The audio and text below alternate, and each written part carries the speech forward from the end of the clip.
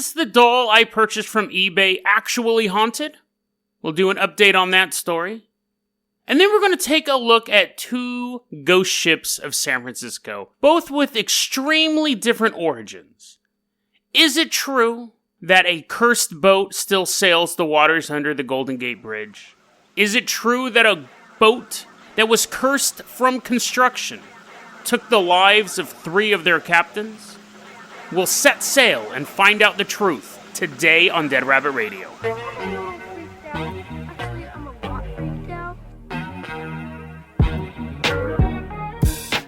Hey everyone, welcome back to another episode of Dead Rabbit Radio. I'm your host, Jason Carpenter. I'm having a great day. I hope you guys are having a great day too. Quick update for those of you who don't listen to every episode. Last week I bought a haunted doll, or the week before. I got it last week. I got it on Wednesday. Now, I bought it on eBay. It was $30 for a doll that you could get at Goodwill for a quarter. And it said that these are the hauntings that it could possibly do. Open and close doors. Now, I can open and close doors, so that's not super spectacular. I can do that. It can have a woman's voice say, hello, hello, hello. I don't know if it echoes, but it would be creepier if it did. It can give you vivid dreams. And what was the other thing? The smell of a woman's perfume. It can make your house smell like a woman's been there. So, I got the doll on Wednesday night. No to the doors open and closing, unless I'm doing them, of course. I'm like, why won't this door open? I have to use Veronica. I should take Veronica around and use her as like a garage door opener and just squeak her. Because she has a little I'm gonna get her squeaky real quick. Okay, so I'm holding Veronica right now. Here we go. It's one of those types of toys. I think for the thumbnail for this episode, I'll tell you this, the eyes are really spooky. It's kind of scuffed up. That's Veronica talking. Now, again, the only doors that have been opening and closing are the ones that I do. I haven't heard a woman's voice say hello. You usually go, what's up? Because it's 2019. The ghost should get... How come there aren't any ghosts that are be like, what's up, dog? What was the other thing? Oh, it smells like a woman's perfume. No, when I squeeze it, I get a little bit of a weird, musty smell from her. So let's go to the last one, Vivid Dreams. It's funny, that was the one, when I was reading what she was capable of doing from the eBay listing, I go, Vivid Dreams. Because those are the easiest thing to misinterpret as anything paranormal. Now, since I got Veronica, I have been having the most vivid dreams. The other night I woke up and my hands were like typing like I was on a keyboard and I was going, Minnesota. Have to find Minnesota. And that's what woke me up. The night before, I had an incredibly vivid nightmare that I jumped up after I woke up and I was writing down notes. I was like, this would make a good story. So the dreams have been crazy lately. They've really been crazy this past week. So is Veronica responsible for them? You know, back in my early 20s, I lived with this girl. She was going to UC Davis and I needed a place to stay. And through a really bizarre setup, so she had 2 roommates that didn't like her at all, and they needed to leave for the summer, but they couldn't do something with their lease or whatever. They couldn't take their names off the lease. So they went onto a roommate finder website, found me, and then said, oh yeah, you can rent the room, you'll just pay us, and da-da-da-da-da. They then told my friend, let's call her Blake. They tell Blake, oh yeah, we know this guy, we've known him since high school, he's a really cool guy. I go, the very first day I'm moving in, we go out to dinner, and she goes, so, how well do you know so-and-so? And I was like, oh, I've never met him in my life, I just rented the apartment from them. Oh, she was so mad. She didn't know if she was housed with a lunatic, and she found out in a short while that she was. So, me and Blake hung out, we lived together, it was really cool, but it was technically a dorm, so whenever the house marm, the resident dean person at the school, would come around, I would have to leave, I'd have to clean all my stuff up, which was quite the task, and leave for the day, so they wouldn't know that there was a non-college student, male, living at this, it was like off-campus dorms type of thing. Anyways, one day I had this towel that I took a shower with, as you do, and then I threw it in the corner of the room. Fast forward 3 months, and I had not cleaned that corner of the room, and the towel had grown this large, globulous, tubular mold chunk. It would have to be at least 5, 6 inches. No, it was longer than that. It was probably like 8 inches long. Of this, it looked like a gooey sweet potato, and the roots were actually like bound in with the fibers of the towel. And I was like, oh man, I really don't want to go out and buy it. Now, I was using another towel at the time. I still wasn't using this one, but I don't like having to buy new stuff if I don't have to. So I showed Blake, I was like, dude, isn't this disgusting? She's like, yeah, that's super gross. Now, to be fair, she was super gross too, so it wasn't too out of the norm for this apartment. But I said, let's see if we can wash it off. Let's take it to the laundromat in the facility, and we'll wash it and see if the mold just kind of flies off of it, apparently. So we do, we throw it in the washing machine, we go out, we're hanging out, we come back. It's probably like a Friday night, I remember that. It was a Friday or a Saturday night. It was a party night. We go back to the laundromat, pop open the washing machine, I pull the towel out, and it's still on there. For some reason, I thought that it would just tumble off in the washing cycle. So I pull out the towel, and I was like, well, I have to get a new towel, so I'll have 2 towels now. I never wash I use the same towel over and over again. It's whatever. People get really, it's water and soap, and then I wash my body with the towel and put my towel up on the towel rack, right? And then the next day, I use it again. And you go, Jason, why don't you wash it? To my answer is, how do you wash a towel? With water and soap. So I'm just cutting out the middleman. I am the middleman. My body is literally the middleman between the soap and the water transactions each day. Anyways, so take the towel and I rip off the tubular mold. I'm all Herculean strength. Blake's like, ooh, my hero. I didn't know you were so strong you could defeat microorganisms that have formed a colony. I'm like, yes, I can, little lady. Threw the towel away. Now I'm walking through the laundromat with this huge chunk of gooey mold. And as we're walking through the laundromat, I'm looking in dryers, because, they have the big windows. I'm looking at the dryer, and I walk by the next one. I look at the dryer, and I walk by the next one. I look at the dryer, and I stop. I open up the dryer, and I throw the mold into the dryer. And you go, well, okay, wait, there's multiple things I have questions about here. 1, why did you do that? 2, why did you pick that particular dryer? And again, number 1's the most important question. Well, I'll get to number 1 in a second. I was looking for a dryer that had a lot of clothes in it. A lot of, nice clothes. And I open up the dryer and I throw the tubular mold in, and I shut the dryer. And Blake stops and she looks at me and she goes, why did you do that? And I just look over and I go, just kind of shrug my shoulders and said, I just wanted to ruin some girls' night. And we walked out. Now, I imagine at some point, this young woman came to get her clothes. This is a totally true story, by the way. At some point in the night, a young woman came to get her clothes before she went out for the weekend, for the night. She opened up, she grabbed all of her clothes, scooped them into a laundry basket, took them back to her apartment. And as she began folding them, or most likely dumping them on her bed to sort out later, a big, gooey, living mass of mold just tumbled out next to her shirt and her pants. The reason why I tell you that story, 1, because I think it's hilarious, and 2, because if you came across that as a person, as a human being, if you were doing your laundry and you found a disgusting thing in it that wasn't there when you put the laundry in the dryer, your mind would be racing. It would be looking for an explanation. First off, what is this? Secondly, where did it come from? And again, first off, what is this? You would really, really be it would really mess with your head. And you would never know the answer. You would never be able to figure that out, because at no point would you think someone must have thrown this in there. Somebody must have cultivated if it was a candy wrapper, you'd figure someone threw it in there. But because it was this giant chunk of mold, I had never seen anything like it. Okay? So, and I'm disgusting. So if I hadn't seen anything like it, somebody who's not disgusting, it would have been as if they opened up their dryer and E.T. was sitting in there. It would have been completely alien. So, that must have tormented that young woman. Now, it's possible that she didn't even care. It's possible she took a bite out of it and she goes, I hunger, and she, eats mold. Of course. But if it happened to me, I would tell that story to people for a while. I'd be like, dude, you want to hear something weird? One day I was doing laundry, assuming I'm not disgusting. Let's say I'm you. And I'm doing my laundry, and I'm assuming you're not disgusting, and something gross jumps out of the dryer. I would go, there's no way this could have happened. And people would be like, someone might have thrown it in there. And I go, what madman would throw this on my clothes at random? So it would be what we would call an unexplained event. You would have theories. You would go, maybe it came out of the dryer, maybe it was in your clothes to begin with, and which would make you super petrified about what was going on in your house.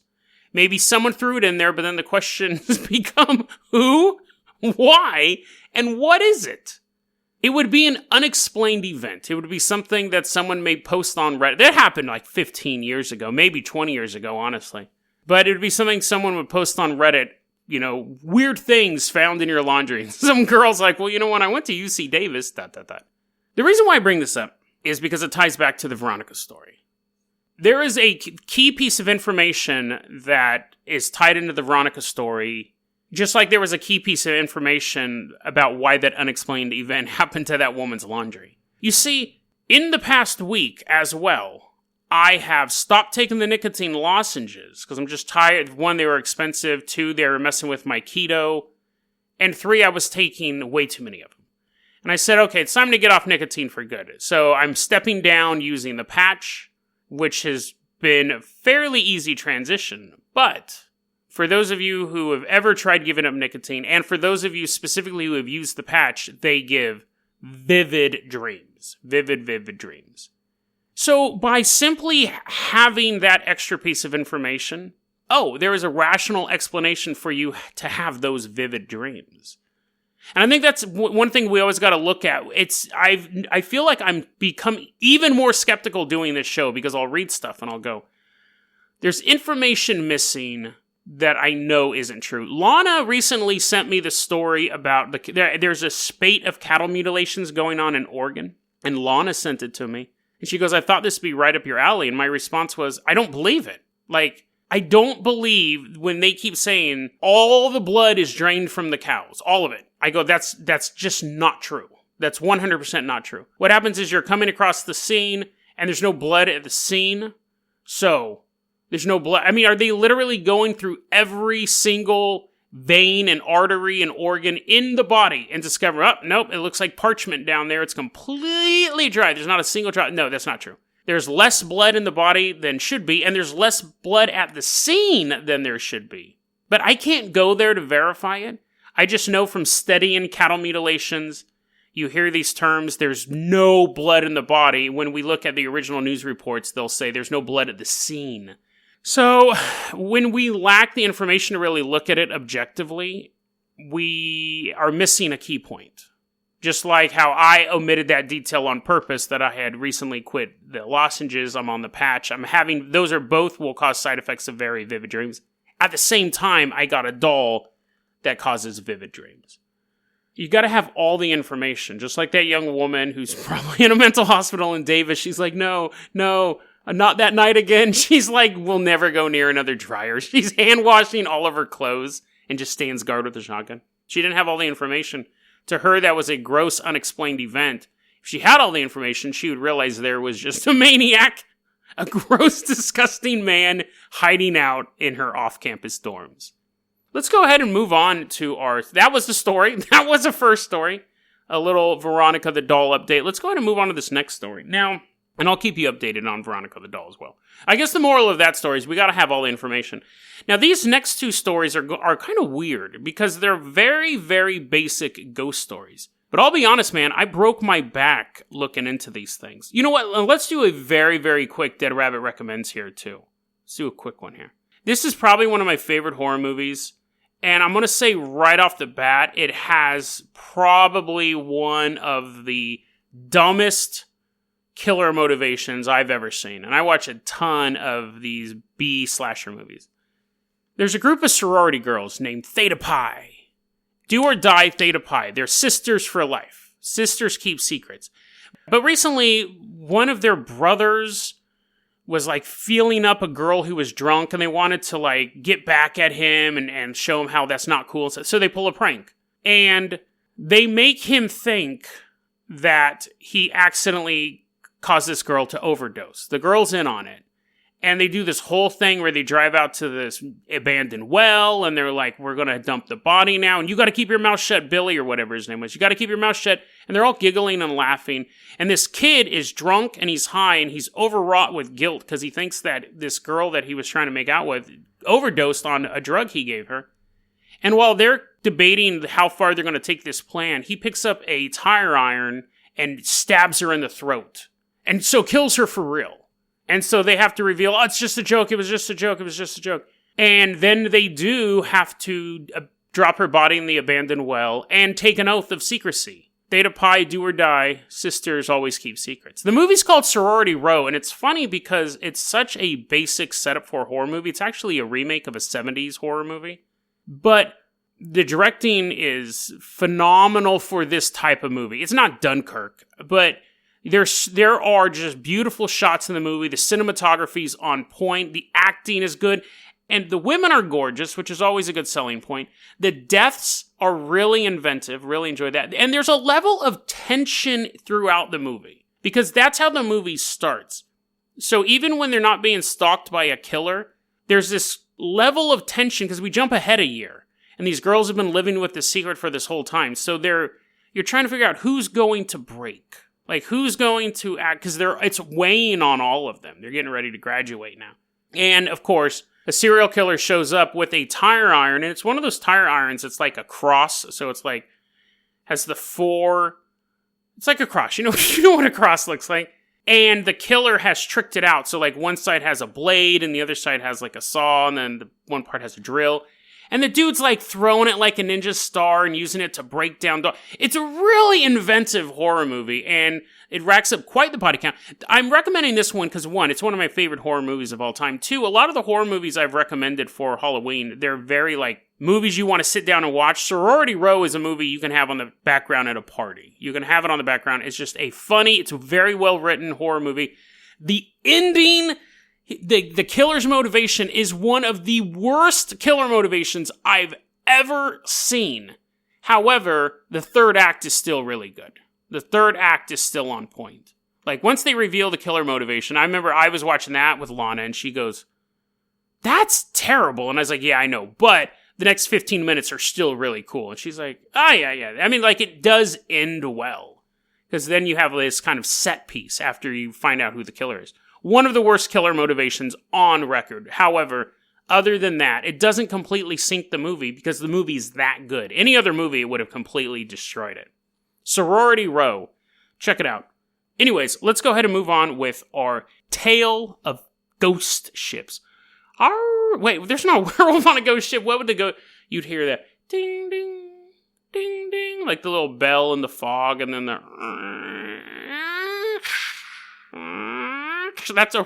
That's either a ghost boat going through San Francisco Bay or a rocking chair knocking over a glass of water. It's your decision. Let's start off with the story of the Squando.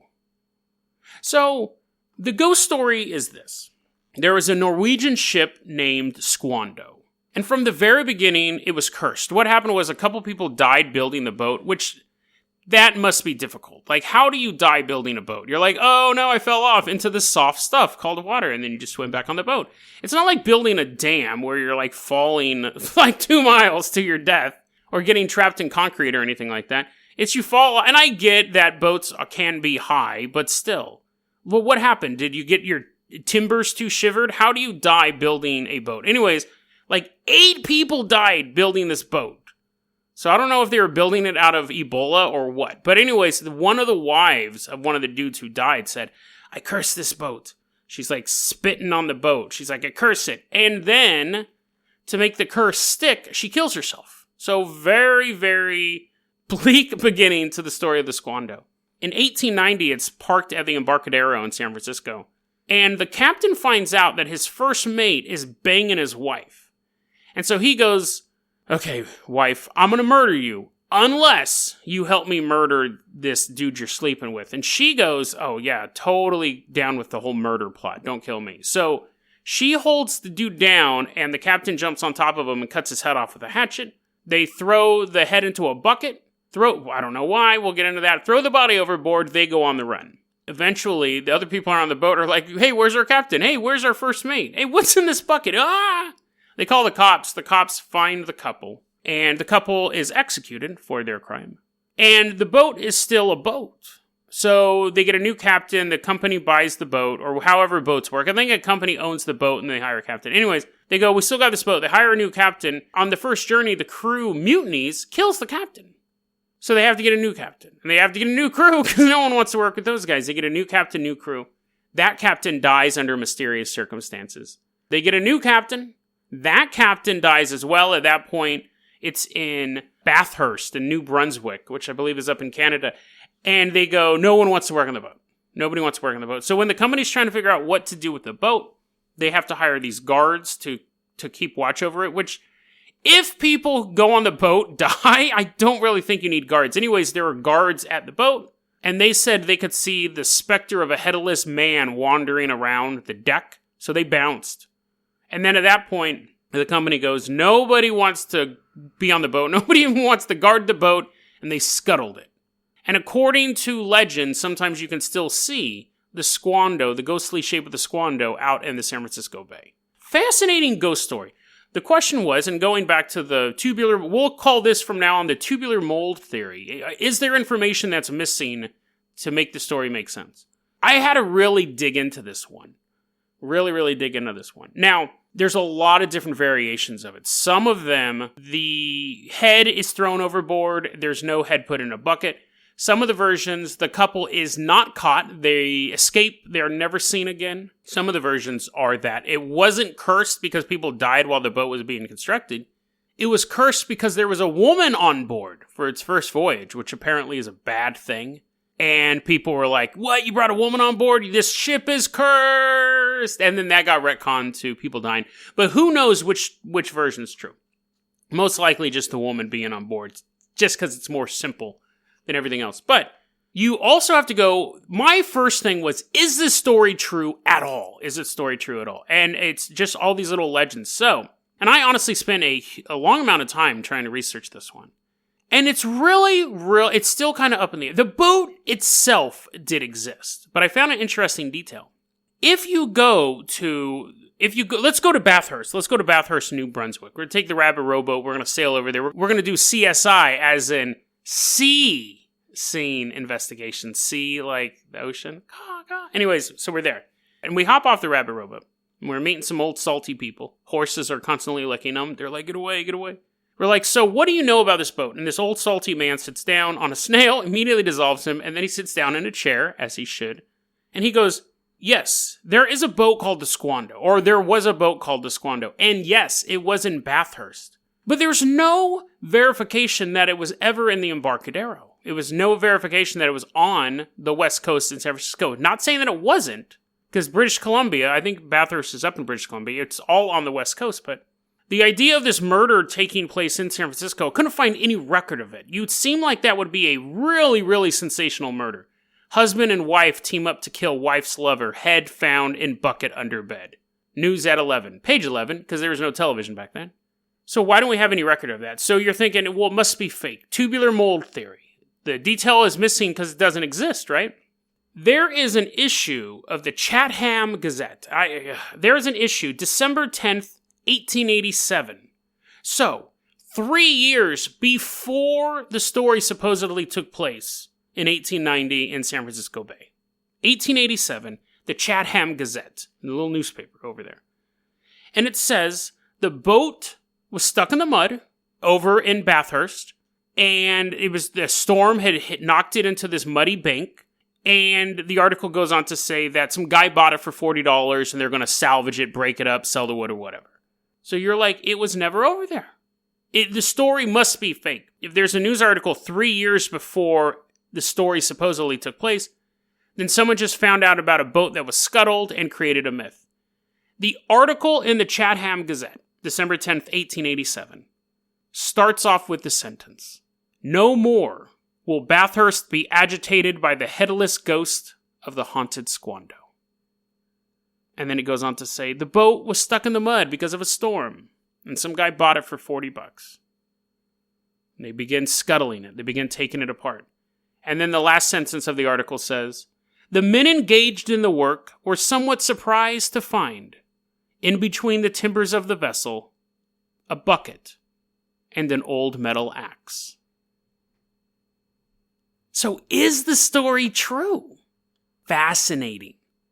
Fascinating little detail. That's from a news article. So, and there's nothing else. Every time you look for this boat, it tells you this story about something that happened in San Francisco that's very sensational and detailed, and the boat had all this stuff, and the other captains and the mutiny and the gypsy curse and all that stuff. But we can go back to 3 years before that story ever happened, 1887, and find this article, and they're like, yeah, remember that headless ghost walking around Bathurst haunting us?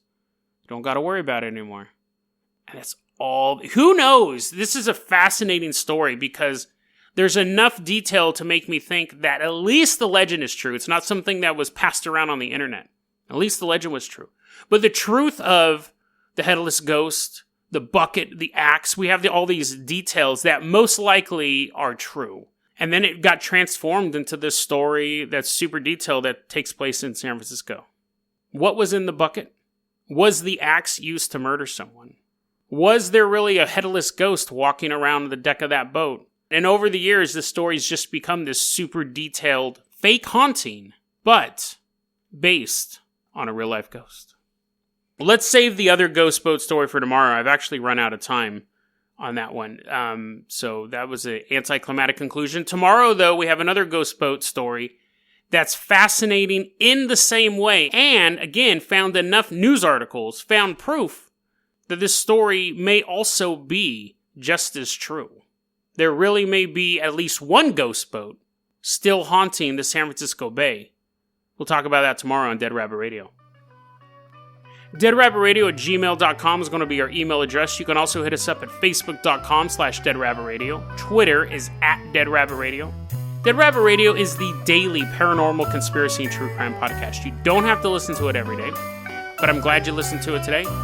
Have a great one, guys.